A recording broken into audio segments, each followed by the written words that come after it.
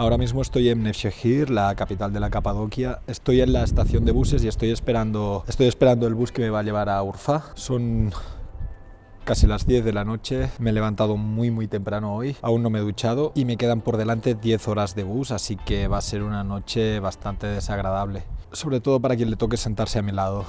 Espero que no se haga muy pesado el viaje.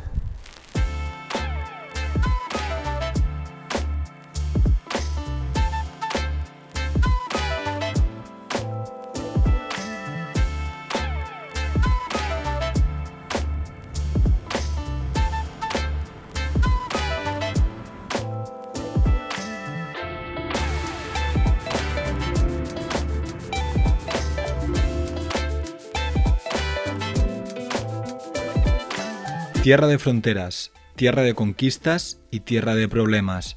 Para algunos el lugar donde nació el profeta Abraham, para otros donde Akbar V se convirtió al cristianismo, convirtiendo Urfa en la primera ciudad cristiana de la historia. Una ciudad importante para las tres grandes religiones monoteístas y que a día de hoy sigue siendo una de las ciudades más religiosas de Turquía. Urfa fue en un pasado una ciudad multicultural. Judíos, asirios, griegos, turcos, kurdos, árabes y armenios han habitado la ciudad, aunque por desgracia sus muros fueron testimonio de la limpieza étnica de armenios y asirios durante el agonizante final del Imperio Otomano.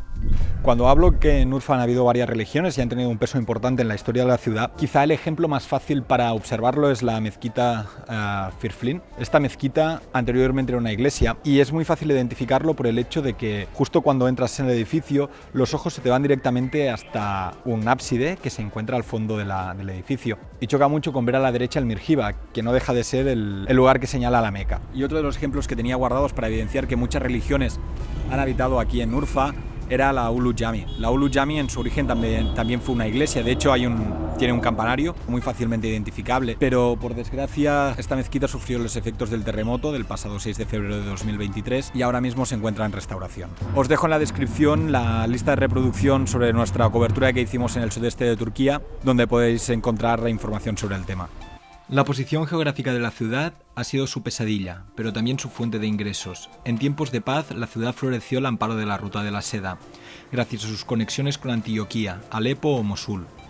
Aún a día de hoy, el bazar de la ciudad, un bazar construido a lo largo de 5 siglos, es una buena evidencia de esos tiempos de paz, comercio y caravanas. A pesar de la creciente presión turística de la zona, el bazar sigue siendo un punto de referencia para la compra de todo tipo de cosas entre la población local. Sus callejuelas, llenas de serrín de los talleres de madera, de hollín de las forjas y del olor de las especies, están muy cerca del estanque sagrado de Balik Ligol. En este estanque cuenta la leyenda que Abraham fue arrojado al fuego por el rey Nimrod, pero que Dios lo salvó, convirtiendo el fuego en agua y los rescoldos en las carpas sagradas que hoy los turistas y peregrinos alimentan por 7 liras y media.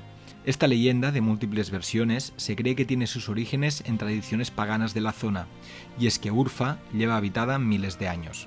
La ciudad, al norte del creciente fértil, forma parte de la Mesopotamia, y su turbulenta historia no solo se remonta a los sumerios. En esta tierra encontramos el origen de las civilizaciones, y es que solo a 15 kilómetros de Urfa se levanta el templo más antiguo de la humanidad, Göbekli Tepe.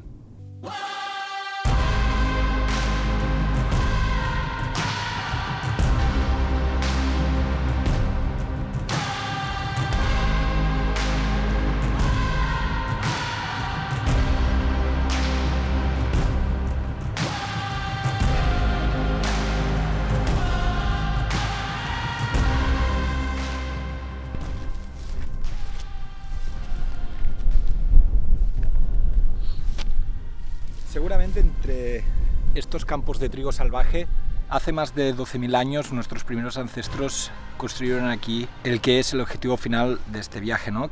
Estamos en Göbekli Tepe. Este templo ha sido el punto de partida, el marcador del cero. Este templo fue construido incluso antes de los primeros asentamientos humanos y ha supuesto una revolución increíble en la historia del Neolítico. Göbekli Tepe se construyó hace 12.000 años, al final de la Edad de Hielo. Para hacernos una idea de la magnitud, hay menos tiempo entre las pirámides y nuestro presente que entre Göbekli Tepe y las pirámides. Según el grupo a cargo de la excavación, se puede afirmar que el complejo monumental lo construyeron cazadores-recolectores, seminómadas, que empezaron a adoptar modos de vida sedentarios. La falta de elementos domésticos como fogones y hogares durante los primeros años de excavación sugirió que el yacimiento estuvo ocupado solo de forma estacional, tal vez para la celebración de festivales religiosos. También existe la posibilidad de que Göbekli Tepe hubiera sido utilizado como lugar funerario. La iconografía incluye buitres, hienas, cabezas humanas y cuerpos sin cabeza, que en otros yacimientos se han asociado a ritos funerarios. Respecto a los otros símbolos, los investigadores creen que tienen un significado mitológico complejo, como guardianes de los recintos. Este templo se ha hecho muy famoso después de la serie pseudohistórica de Netflix, Apocalipsis del pasado. La realidad, pero, es mucho más compleja.